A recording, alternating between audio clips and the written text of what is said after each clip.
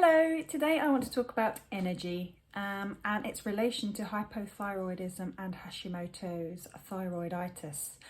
If you are a sufferer of either of those things, no doubt you have come across that feeling of sheer fatigue, not just tiredness, not just, if you've had children and you're up in the night. That is exhausting, but this happens every day. It's relentless. It is something that you just can't put your finger on the reason why it's happening. And it's just tiring. It's tiring on a daily basis, and it's tiring long term, mentally tiring as well, because you just don't know what's going on, or you may be taking medication and it's not hitting the spot. You're still having those real tired bouts where you just don't feel like doing anything. Well, in this video, I want to discuss how that may manifest, the reasons why it may manifest in regard to Hashimoto's thyroiditis or hypothyroidism. So what's going on with your endocrine system and your hormones that means that you're just lacking in energy all of the time? And more importantly, what you can do about it. So I'm going to be discussing 3 things that you can put in place today to really make an impact on that tiredness. So keep watching. First of all, let's discuss how that may manifest in you. Many of my clients report a sudden drop in energy, and it could happen overnight. Clients that have been dancers in their careers previously, people that have been gym bunnies or been to work all day, then down the gym, then home to look after their children. They've carried on that lifestyle for years, and all of a sudden it's like overnight that's stopped and the energy has just been sapped out of their body. This is such a frequent report that I hear all the time, because things are going wrong with the thyroid, and many of us don't realize just the impact that the thyroid has on our energy. So this video, if you are feeling like you've been robbed of energy for years, you used to have loads, you used to have an active lifestyle, and now suddenly you feel like you don't want to do anything, and it's accompanied by a lack of motivation as well. Well, this video is for you, because I will be discussing why this can occur when you have a low thyroid production or low thyroid transportation or a high rate of excretion, all things related to thyroid. And I talk about these things in later videos as well, so I'm not going to squeeze it all into one, but this is predominantly focusing on energy and how the thyroid impacts that, and also more importantly, what you can do to combat those real energy slumps and that feeling of fatigue that's constant. You feel like you're never going to get out of it, is what I hear often. That this is it now for the rest of my life. I'm just going to have no energy, not be able to play with my kids, not be able to go out socially and see my friends, can't be out all day because I'm going to feel like I need a nap halfway through. It's those sorts of things that actually may seem very surface, but they're very high impact on somebody's life when it's relentless and it happens on a daily basis over and over again. So if you are one of those people, please stick around, as I'm going to give you a bit of background as to why this could be happening to you. And then I'm going to tell you what you can do to help yourself get out of this vicious cycle. In hypothyroidism, thyroid levels are low, and that's indicated by the hypo. If you have hyperthyroidism, then your thyroid levels are high. So the thyroid hormones we're talking about being low here are T3 and T4. Now, you'll probably be familiar with those because they're what's routinely tested on your blood tests. Well, actually, T4 is routinely tested with your GP. T3 sometimes is not. It's not routinely tested. You have to ask for it. So you may or may not have seen those on your blood test before, but it's a really important indication as to your thyroid levels, because T3 is the active hormone. T4 is more of the storage hormone, and the T4 gets converted to T3. So we need to know the levels of both, really. So we cannot produce enough energy if these thyroid hormones are on the low side. We just simply cannot function as we should. We haven't got the energy to do everyday tasks like breathing, digesting, all of those things, let alone exerting ourselves in the gym or going to play football with our kids or going out for the evening and being able to stay up past 9 p.m. And the most powerful hormone relating to energy production is T3. Triiodothyronine is its full name. Tri indicates that there are 3 iodine molecules attached to the tyrosines, making up the T3 molecule of T3. Too little thyroid hormone means that there's less beta oxidation. Now, beta oxidation is the process of burning fat for energy. And when beta oxidation is low, there's less breakdown of fat. And as less fat is broken down, you're more likely to hold on to excess weight. And this is another huge complaint and frustration I hear from hypothyroid clients, is that the weight gain or the inability to lose that weight that has all of a sudden come on or crept up over the years. When they were once slim, they now feel a bit more sort of bloated all the time, and just that they're carrying excess weight. And again, it can be put down to aging or going through the menopause, and we can kind of accept it, but it doesn't need to be that way. As I say, that's a huge topic, so I'll be covering that in later videos. Let's stick to energy in this one. So as well as thyroid hormone impacting your beta oxidation rate, it also hugely impacts the efficiency of insulin. Now, insulin is another hormone that is excreted by your pancreas, and it's needed to take out the glucose from your bloodstream and put it into your cells to make energy. Now, sometimes this level of insulin, well, it's continually going up and down, but sometimes it tires. If you have lots and lots of blood sugar circulating, so if you have lots of sugar-dense foods or a carby diet, then your blood sugars can be high quite a lot of the time, and it can put a lot of pressure on your pancreas to produce enough insulin to get those blood sugars down.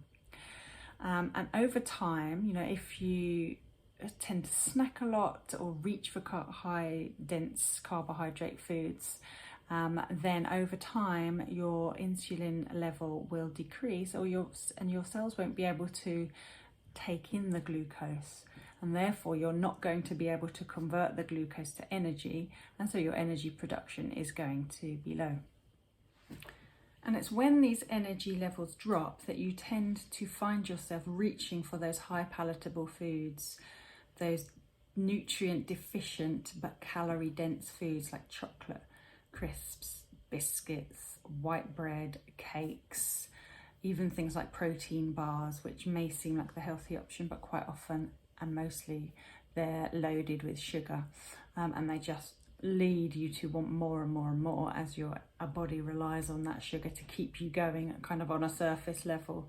That blood sugar is being topped up all the time, and your body isn't given the chance to level those sugars out so that you build up a hunger again. Instead, you're kind of just topping up and snacking throughout the day, which is keeping your energy levels adequate for what you need to do, but in the long term you're going to suffer as that insulin response becomes more and more erratic, and you become less sensitive.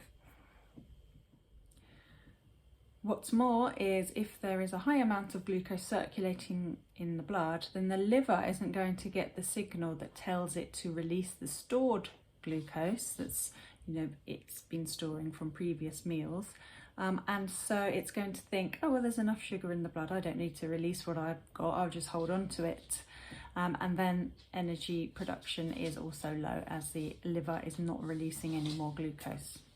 Now, if you are under the care of your GP, you will more than likely be on levothyroxine, so thyroid replacement hormone, and this may go some way to restoring your energy levels. This helps if you've got a low thyroid level in the first place and it's low T4. If it's low T3, then you could still be suffering with a conversion issue, so you're not converting T4 to T3. So if you are taking thyroid hormone and levels have been adjusted, yet you're still feeling fatigued and you're still kind of suffering with other symptoms too, then it's likely that the T4, the synthetic thyroid hormone, isn't getting to the root cause. And that's where we would look at other things that will play a part in that. There'll be other videos that go into this further, but for now let's get back to the energy. So whether you are just starting to feel low in energy, or whether you've been suffering with this for a while, and whether you're taking medication and the levels have been adjusted and you're still feeling utterly exhausted and fatigued, then I urge you to take these 3 pieces of advice on board and give them a go today. Now the first one, it's so important, and it's to balance your blood sugars. Now there's lots of ways in which we can do this. So let's start out with just a couple of them.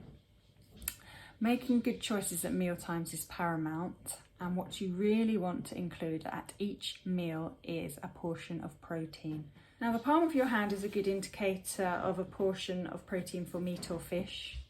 If you're a vegetarian, you're obviously not going to be eating meat. You may be a pescatarian, in which case fish is all good.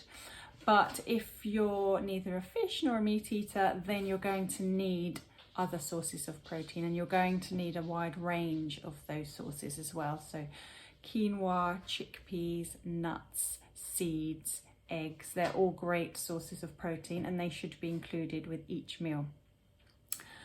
This is a good way for your body to actually hold on to some of those sugars that are in your food, and slowly releasing them so that you're not having a burst of energy. Your insulin is released from your pancreas, your blood sugar is drawn in quickly, and then you feel tired again. You want a slow, constant release of glucose, so that you're not getting those peaks and troughs which make you feel highly energetic and then really low and tired the next minute. So we're looking for that constant flow of energy rather than those peaks and troughs, and by eating protein with every meal you can ensure that that's going to happen. Another way to keep those blood sugars regulated is to swap any white carbohydrates, so bread, pasta, rice, with complex carbohydrates like whole grain rice, butternut squash, sweet potato. These contain a high percentage of fibre, which acts to slow down the release of carbohydrate into the blood, and therefore mitigate the peak effect of increased amounts of sugar and increased amounts of insulin being released. So everything's a little more stable with that high fibre acting to stop that production of release of carbohydrate. A third way to keep our blood sugar levels stable is by avoiding snacking. Now, there was a school of thought some years ago that eating little and often was best, and now it's more regarded that allowing your body to build up that digestive fire in between meals is actually more beneficial. Your body needs time to actually cleanse itself and its digestive tract, and get rid of everything from the last meal, and be able to build up that hunger again so that you're ready and primed to digest the next meal. If you're snacking all the time, then you're not quite getting rid of all of those blood sugars in time for the next meal, and you're kind of at that surface level rather than going back to kind of ground zero, as it were, and starting to build up that hunger again. If you think about it, when we were cavemen and women, we didn't eat constantly. We didn't snack every few hours because we were feeling a little bit lightheaded. You know, we would have a meal and then it would be several hours or even days until the next one. But the meal that we would have had would have been very meat heavy, and then that would have taken some time to digest, and we'd have been able to keep going until the next meal. Nowadays we don't really eat nose to toe, and we would eat a more varied diet than a whole animal in one sitting. So we don't need to go days without food, but to allow our bodies to build up that digestive fire is beneficial, and it will lead us to our digestive juices and enzymes and everything to be produced at that next meal, rather than our bodies being kept just about going on a high level of snacks. Now, eating enough throughout the day to keep us satiated is really important in energy production too. And this is obviously so that we have enough fuel to produce energy, but also so that we can store enough throughout the day to keep us asleep. If we don't have enough nutrients during the day, then our bodies aren't going to store the glucose which is needed during the night for functions such as brain cleansing, digestive tract cleansing, and breathing. So the glucose that we store is called upon during the night, and if there isn't enough of it, then our bodies will use cortisol for energy instead. Cortisol is a stress hormone and it ignites our fight or flight response, and therefore if we're asleep and our cortisol is released suddenly, it's going to wake us up with a jolt, and that will lead to a night of broken sleep, and that is not conducive to good energy levels either. Which brings me on nicely to the next thing that you can implement now to help you with your energy levels, and that is sleep. To better adapt to environmental changes, animals have evolved a circadian clock for the regulation of various physiological and endocrine rhythms. The HPT axis, so this is the loop that controls the hypothalamus, pituitary and the thyroid. Now this is all regulated by a negative feedback loop, and again we'll talk about that in another video as it's too much to go into now. But it is dependent on the circadian clock because the peripheral elements of our body are controlled by the circadian clock and the thyroid, and they're interconnected, which means if you have underactive thyroid or a thyroid condition at all, then sleep is even more of a priority for you. So some of the things that you can put in place today to regulate your circadian clock is to go to sleep and wake up at the same time every day, even at weekends. So no lounging around till 10 a.m. At the weekend, unless you do that during the week. But try to respond to the natural light as well. So go to bed when it's dark, as we would as we were cavemen and women, and get up when it's light. Now that's easier said than done in our modern day when we have jobs to go to by certain clock times. But try and kind of dim the lights when it gets later.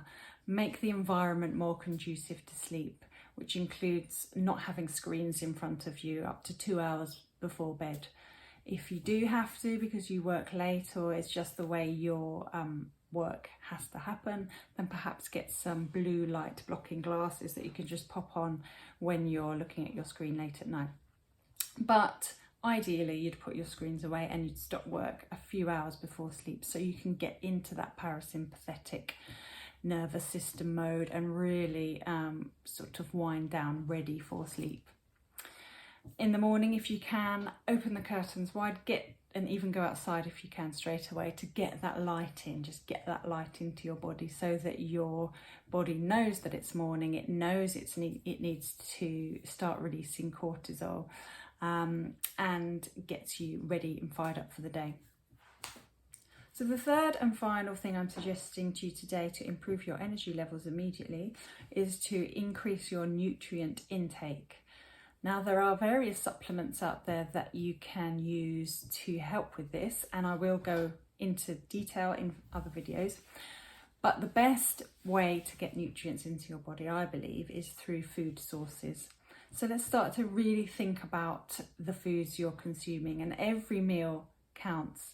So make sure that it's packed with nutrients, and the best way to do this is to include half a plate of dark green leafy vegetables which are high in magnesium and which is crucial for energy production, and other coloured vegetables as well throughout the day. So you're looking at including about 10 to 11 portions of fruit and veg. Only 2 of those should be fruit really, and the rest should come from your veg. Now that seems quite daunting, especially if you don't really have a lot of veg at the moment, but in actual fact it's not that difficult to do. If you've got a smoothie maker, that's brilliant because you can pack in a load of spinach, you can put carrots in there, celery. A juicer is also quite useful for getting those nutrients, although we do want to have the fibre as well, so smoothies are probably preferable at this stage. But then you can include 2 portions of veg with your lunch. You could have a sweet potato, and then you could chop up lots of salady bits for your veg, and then in the evening you could have broccoli and cabbage one night, The next night you could have kale and carrots. You know, just really think about including veg with each meal and also varying it as well throughout the week. So if you can't manage 10 different veg in one day, fine, but look to perhaps have 30 different types in a week. And you can make a chart to kind of tick them off and see if you're on track or not, because you might actually be having more than you think. So when you're thinking, crikey, 30 different veg during the week is quite a lot, you might actually already be consuming that. And if not, it might give you an idea of what exactly you need to do to improve that. So adding just the 2 different types of veg to your shopping list, chucking them in the steamer and just having them with your dinner, because that's going to have a huge impact on your health, namely your gut bacteria as well, because the more varied veg we have, the more variety of gut bacteria we have. And gut bacteria is highly important for all functions of the body, which is a whole nother subject. Again, we'll go into gut bacteria in another video. It might seem obvious that you need lots of nutrients, but if you actually think about it, each cell in your body requires certain nutrients to function. And if those nutrients aren't there, then that cell is going to die effectively. And eventually, if lots of those cells die, then it's going to affect the tissue that those cells make up. And if that tissue dies, then that's going to affect the organ that the tissues make up. And then that's going to affect the system. So as you can see, if for instance, the thyroid, if that's not getting the right nutrients that it requires, so iodine, selenium, zinc, then it's not going to be working effectively. And if that's not working effectively, then the whole hypothalamus pituitary thyroid system is affected. And it has a huge impact and knock-on effect on the rest of your body. So we really want to consider each and every nutrient.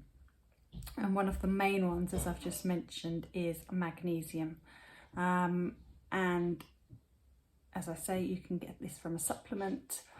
Magnesium citrate is one that's greatly bioavailable, but if you have any digestive complaints, then this one might need to be reconsidered. So it's best to get advice from a nutritionist or a health professional before taking supplements. So in the meantime, let's concentrate on food sources, and dark green leafy veg are the best sources for magnesium. So just try and increase those on a daily basis. If you do take supplements, please make sure that you're taking them at least 4 hours away from your medication, as they can impact the effectiveness of the medication. As well as magnesium, B1, B2, B3, B5, sulfur, amino acids, B12, copper, iron, they're all essential in the process of producing energy. So all of these must be taken into account, and we need to be getting all of these from our foods. And it is possible. That's what food is for, to provide us with everything the body needs to function and to function well. So magnesium is a good place to start. We'll go through everything else in consequent videos. But for now, that's enough for this video. If anything has resonated with you today, if you have a thyroid condition, or if you're just very low in energy and you're not sure why, or if you just feel like you need some help or some just pointing in the right direction, then please do not hesitate to get in touch. I'm offering a free of charge call where we can discuss where you are today, your symptoms, how you're feeling, and where you want to be and your goals. We'll have an exchange, and I can tell you how I can help you get to where you want to be and to get out of the rut that you're possibly in at the moment, and for you to feel like you once did, the energy levels that you should have and that you deserve to have. So there's nothing to lose. Please get in touch by clicking the link below, and we can come together and have that discussion, and I'll be able to help you. Thank you very much for watching. I really appreciate it. I'll see you in the next video.